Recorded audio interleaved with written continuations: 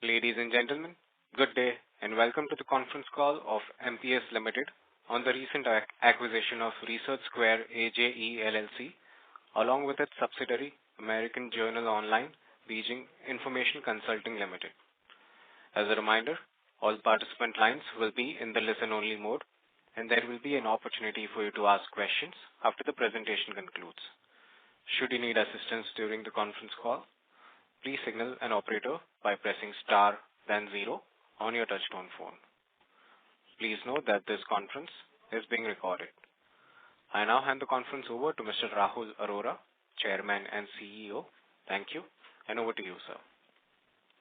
Thank you, Sagar.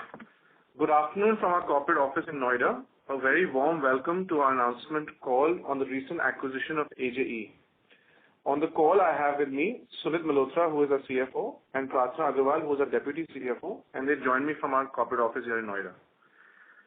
Today, Sunit will kick things off in our opening segment by describing the acquisition, followed by Pratna, who will describe the acquired business. I will then close the opening remarks with our strategic rationale behind acquiring AJE and also describe the road that lies ahead.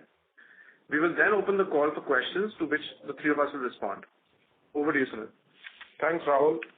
On 29 February 2024, MPS North America LLC, a wholly owned subsidiary of MPS Ltd, via Special Purpose Vehicle American Journal Experts LLC, incorporated with effect from 20th February 2024 in the state of Delaware, USA, acquired 100% stake in Research Square AJE LLC, North Carolina, USA, along with its subsidiary, American Journal Online Beijing Information Consulting Ltd, Beijing, China, AI tool Curie, and Research Quality Evaluation, RQE, from Springer Science Plus Business Media LLC, a subsidiary of Springer Nature Group. The cash consideration of $8.4 million was paid as per the terms of the membership interest purchase agreement and other transaction documents. The acquisition of the target entity did not fall within the related party transactions. None of the promoter group or group companies have any interest in the acquired business. Over to you, Pratna, to describe the business. Thanks, Sunit. AJE is an author solutions company headquartered in Durham, North Carolina, USA, which also has a 100% subsidiary headquartered in Beijing, China, which was established in 2019 called AJO. AJE is a B2C dominated business with excellent gross margins. AJE's strong gross margins are driven by a focus on automation and applying ML AI in the editing process. AJE has a dedicated AI team with the opportunity to enter the AI NLP market, which is expected to grow to $112 billion in 2030 at a CAGR of 25%. AJE delivers a wide range of digital language editing services under the brand American Journal Experts, AJE, and Springer Nature Author Services, SNAS. The services comprise language editing, academic translations in several languages, scientific editing, formatting services, and custom illustrations. Under MPS ownership, AJE and AJO will continue to be the supplier of SNAS, and we have signed a 5-year exclusive commercial relationship with Springer Nature. The transaction perimeter composes of 2 legal entities, one registered in the US and another registered in China, and additional 2 products. Curie is an AI-based proprietary language SaaS platform. Curie provides intelligent suggestions, improves writing structures, enhances flow, and assists in citations, thus facilitating the creation of high-quality academic content. Research quality evaluation services engage qualified reviewers to expedite the peer review process with its team of active researchers with terminal degrees like PhD, MD, doctorate, etc. Over to you, Rahul, to describe the strategic rationale and the roads that lie ahead. Thanks. Thanks, Pratna. The acquisition of AJE drives us toward Vision 2027 in a meaningful way, and the scale-up will profoundly impact both our content business as well as our platform business. Additionally, current and future AJE customers will see significant benefits from our long-term strategy of embracing technology and leveraging efficiency to drive value and quality for our customers. The acquisition brings several strategic advantages. First, the integration of Curie into our portfolio further enhances our AI-driven capabilities, aligning with our commitment to constant innovations through MPS Labs. Second, a definitive entry into the B2C market broadens our reach, a strategic move that is expected to have a meaningfully positive impact on our scaling agenda. Third, expansion into China further diversifies our business and aligns with our agenda to strengthen our global presence. Fourth, the acquisition of AJE advances us upstream in the value chain, bringing us closer to the authors. We now stand as the only global player with end-to-end capabilities to service academic publishing from author to researcher. Finally, through the acquisition process, Springer Nature and MPS have committed to realizing the tremendous value that will be created by advancing our strategic partnership. In summary, the acquisition of AJE aligns with our growth strategy called Supercharging Gestalt, focused on a market-based approach, premier customer partnerships, expansion into new markets, investment in new capabilities such as AI, and the acquisition of growing assets. We have acquired a modified form of the business that is smaller though profitable. We expect to enter FY25 with a business that is moderately profitable compared to our core business and exit FY25 with a business that is as profitable as our core business. We'd like to now open the call to questions. Thank you very much. We will now begin the question and answer session. Anyone who wishes to ask a question may press star and 1 on their touchtone phone. If you wish to remove yourself from the question queue, you may press star and 2. Participants are requested to use handsets while asking a question. Ladies and gentlemen, we will wait for a moment while the question queue assembles. Ladies and gentlemen, in order to ensure that the management is able to address questions from all the participants in the conference, please limit your questions to 2 per participant. If you have a follow-up question, you can rejoin the queue. The first question is from the line of Naveen Bothra, who's an individual investor. Please go ahead. Naveen Bothra from Delhi. First of all, congratulations, Rahulji and team MPS for the excellent acquisition. I have a couple of queries. First of all, I would like to understand what synergic benefits and size of opportunity we see from this combined existing AI capabilities in MPS Lab and AI capabilities added due to AJE acquisition. If you can help us understand about the synergic benefits of both MPS Labs and AJE AI capabilities. And second one is regarding the very good attractive price we have acquired this company of turnover of around 250 crores in Indian rupees with the 70 crore rupee cash upfront payment. So if you can help us understand what were the rationale for the sellers and all these things for this very good price which we can acquire, because 250 crore revenue, we don't have any numbers for FY3 as such, but if we assume that the 250 crore is the run rate, 250 crore is the run rate, and with the EBITDA margin of 13-14% currently, which as you said will move to our own EBITDA levels of around 28-30%.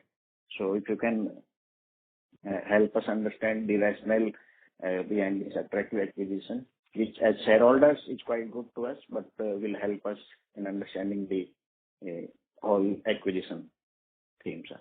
Thank you. Thank you so much for your warm wishes and excellent questions. I'll start with the synergy piece. So on the revenue side, as I pointed out, AJE is almost entirely B2C. So one aspect that we see is being able to market and sell AJE capabilities to MPS's customers, which are B2B in nature. Because Springer Nature is a publisher, AJE was unable to sell their services to Springer Nature's competitors. Historically, AJE did have B2B customers. In this space, what we've seen is B2C tends to be on average 70% of the revenue. B2B seems to be around 30% of the revenue in an ideal scenario. And the entire B2B piece is missing today for AJE because they were owned by a publisher and therefore not able to market those services to other publishers who are competitors of Springer Nature. We saw similar situation when we had acquired MPS when they were owned by Macmillan, and very quickly after the ADI group acquired MPS, we were able to go after more publishers. So that is one revenue synergy that we see from an MPS customer base standpoint.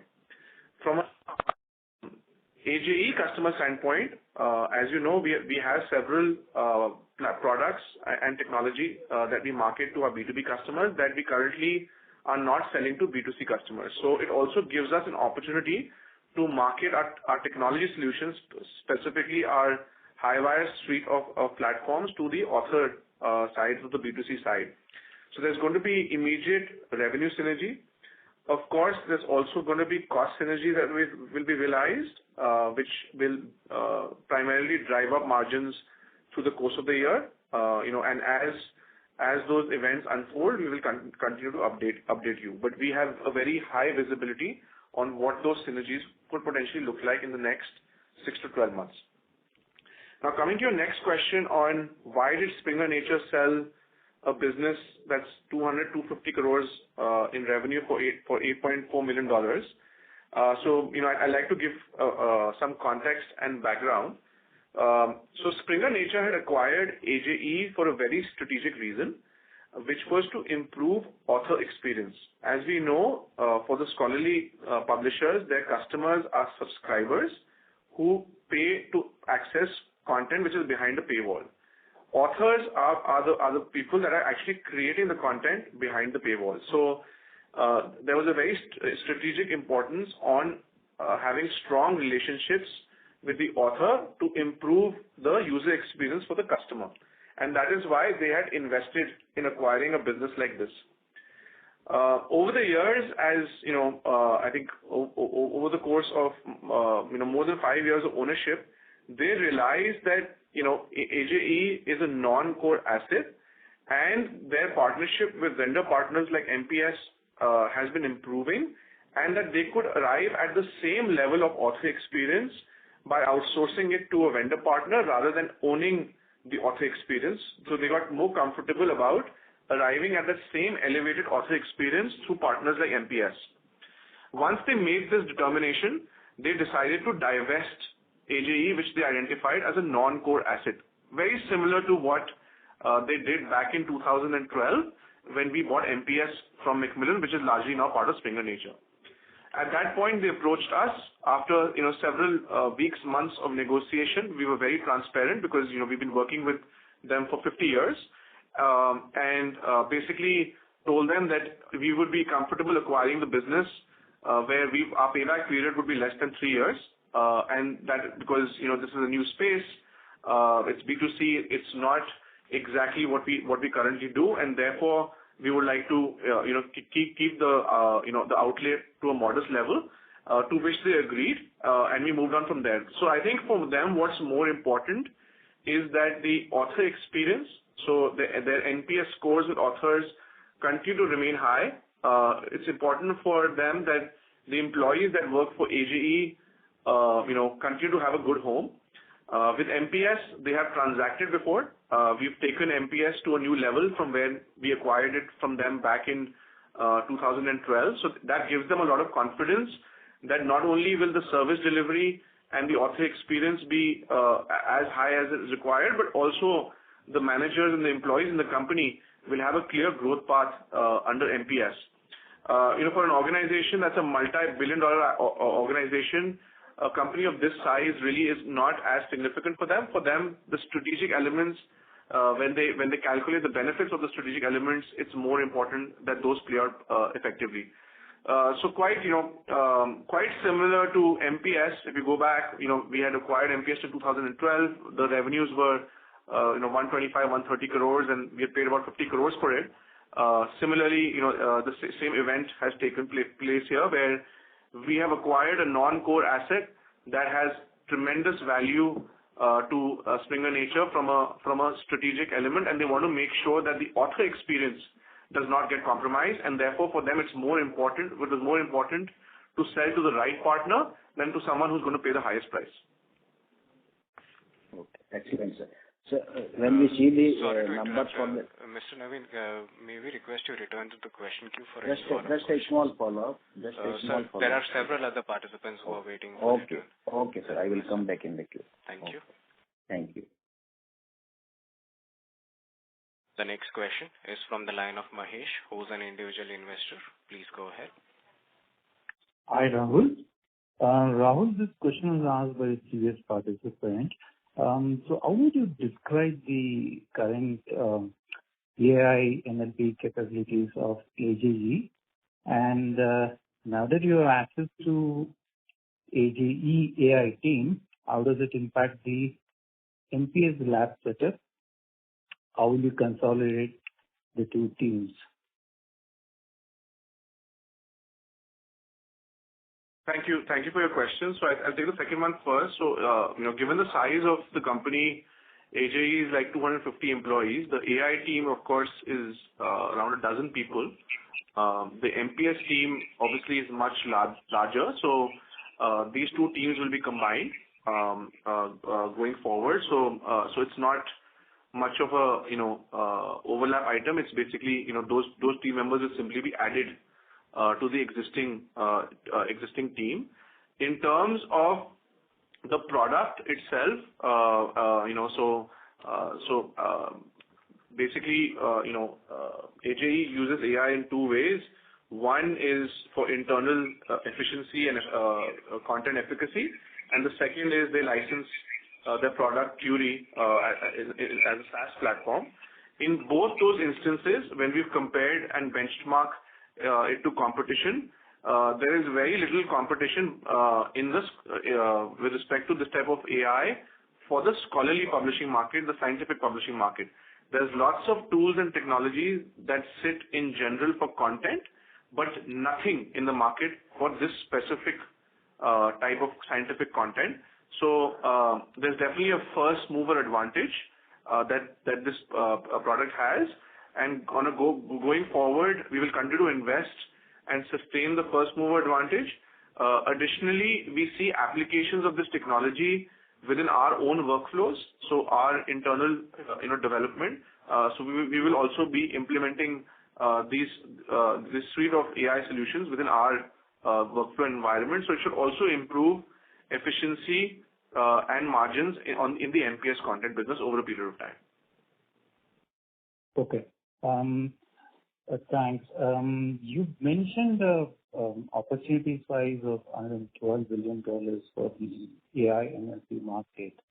How would you describe the existing NLP market, either by domain or services?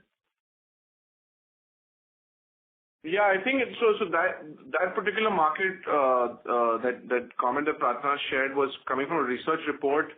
That's the total market. In terms of how we see our marketplace, we are seeing our customers basically looking to leverage AI to improve the speed to market, and being able to monetize their content, IP quicker. And as a result, there's a lot of pressure from our customers to reduce turnaround times, reduced number of touch points as content is being created. Remember, our customers are now subscription businesses. So what differentiates them in the marketplace is the volume of content, but also the quality of content. So a lot of the applications of AI is around speed and efficiency. Last question. Sorry, Mahesh sir, sorry to interrupt. May we request you return to the question queue for any follow-up questions? Okay. Thank you so much, sir. Okay. The next question is from the line of Rahul Jain from Dolat Capital. Please go ahead. The line for Rahul Jain has been dropped, so we'll move on to the next participant. The next question is from the line of Rohit from iThought PMS. Please go ahead. Hello, am I audible? Yes. Yeah, hi Rahul. Congratulations on this acquisition. So, Rahul, in the past, we've seen that acquisitions like Highwire or even Tata Interactive, etc., post the acquisition, there's been a runoff in terms of revenue, some customers sort of moving away, etc. So, do you expect something similar happening in this case, or would like to hear your comments? Thank you, Rohit. Excellent question. Good observation. Yes, I think historically we've seen that for a couple of reasons. One, there's been a high revenue concentration. So typically, if I look at Tata Interactive as well as Highwire, top 10 customers were upwards of 60% of revenue. And with change in ownership, uncertainty created issues. Second, as a run-up to the sale process, customer satisfaction was in both those cases that you described at an all-time low. And therefore, post-acquisition, what we saw was a runoff like you described.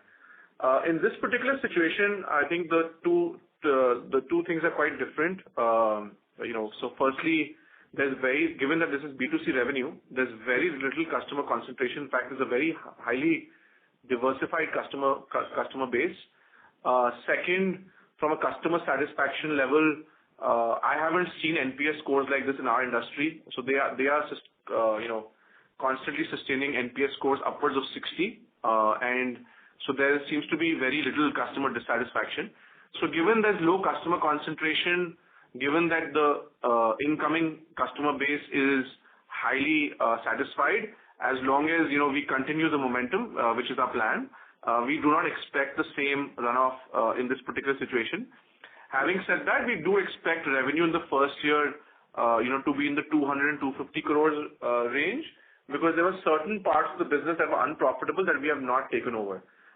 So we expect revenue to be sustained in that particular band range I described, 200 to 250 crores. Got it. Very, very useful, Rahul. One more question in terms of the other statement that you made, that the margins are somewhat lower right now, and you want to sort of take it to the company average. So if you can broadly talk a bit about what other levers, what other things that you sort of foresee, and how will the margins improve? Thanks, Rohit. I'm sure that is something that that we will be able to share over a period of time. As you respect, we are currently in the process of improving the margins, and therefore, for comparative reasons, we can't detail out the specific steps that we're taking. Having said that, as those events unfold, we will share those updates with you. What I can provide is that the operating margin of the business is 65%. MPS was very similar, where when we had acquired MPS, the operating margin was 50-55% in fact, and very quickly, over a period of 6 to 12 months, we were able to lift the EBITDA and the PBT margins of MPS to a much higher level, about 25%. We see very similar trends here. A lot of the steps that we took at MPS will also apply here, but for comparative reasons, it'll be very difficult for me to get into those individual steps. But as we continue to, unlock them every quarterly call, we will update you. But it's difficult to share because our information is sensitive. Sure. No, I appreciate that. Thank you very much. Thanks, Rohit. Thank you. The next question is from the line of Ayush Bansal from Emkay Global. Please go ahead. Yeah. Hi. Thank you for the opportunity. Most of my questions were answered, but just on the client concentration, could you just explain that what is the client concentration for the AJE? Sorry, could you repeat that? Ayush sir, your sound is a bit muffled. May we request to use the speaker mode in case if you're using, may we request Hello? to use the handset mode, please? Thank you. Yeah. Is it better now? Yes, sir. Yeah. So most of my questions were answered with the previous one, but just wanted to understand that how's the customer base for AJE and what is the client concentration for the same?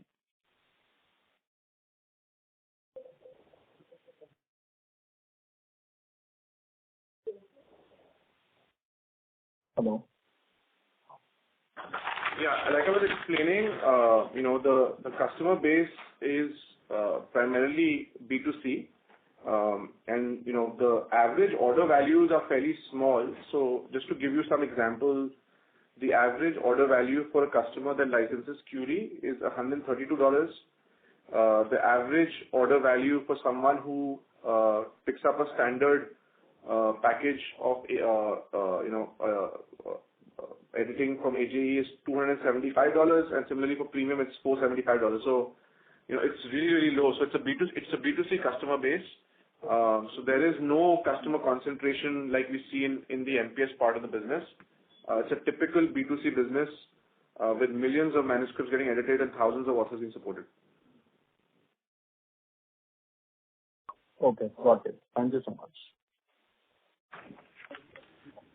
Thank you.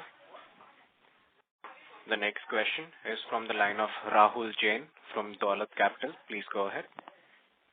For the opportunity, and sorry for disconnected earlier.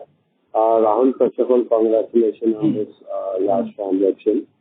I have a couple of questions to your comments which you have mentioned. One, you said that there is a potential revenue synergy that would come because you may cross-sell your Highwire platform to existing AJE customers, if I got it right. So do you have this kind of a model because your queries in this kind of a B2C business is so low, while you may be operating in a very different paradigm in your existing Highwire customer base?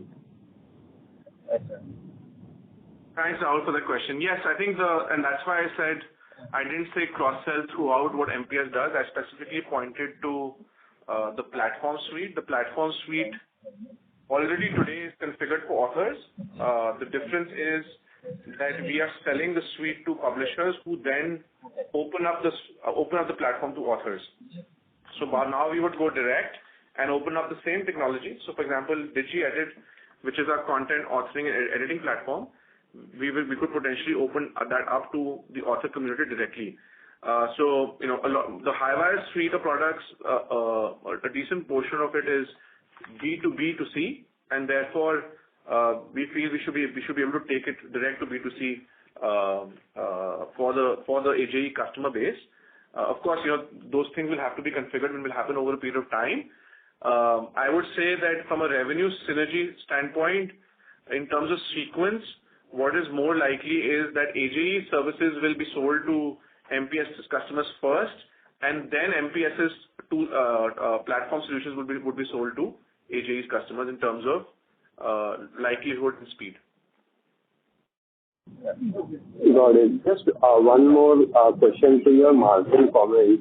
I know this has been asked repeatedly, but if you could break up this synergy into three aspects. One is the aspect which you said that we would exit some of the less profitable or not profitable part of the business. That is one aspect. Second is any synergy that or operating leverage like thing that would come in. And third is the pure cost thing that you could do because of a very different way of operating or execution model that you might have versus the current way they are operating it. If you could break this up.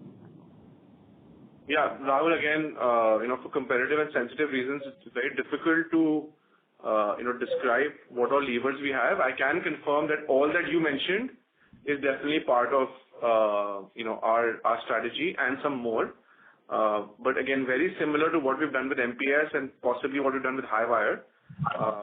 So we're feeling confident, but again, information is sensitive. It's also very competitive. So would like to hold it to our chest till we unlock it. Yeah, and just to clarify, what is the timeline that you have in your mind? Sorry to interrupt. May we request you to return to the question queue for any follow-up questions, please? Sure. Thank you. The next question is from the line of Vikas Mistry from Moonshot Ventures. Please go ahead. Rahul, I have a couple of questions. In one of your answers, you said that there's less of competition in this AI market, and what gives you such confidence of less competition, whether it comes from proprietary database or comes from multimodal contextual AI algorithms you have? And even if you say that there's less of competition, then you must be growing at a phenomenal rate. So do you feel that you will be growing at much higher rates, maybe 15 to 20%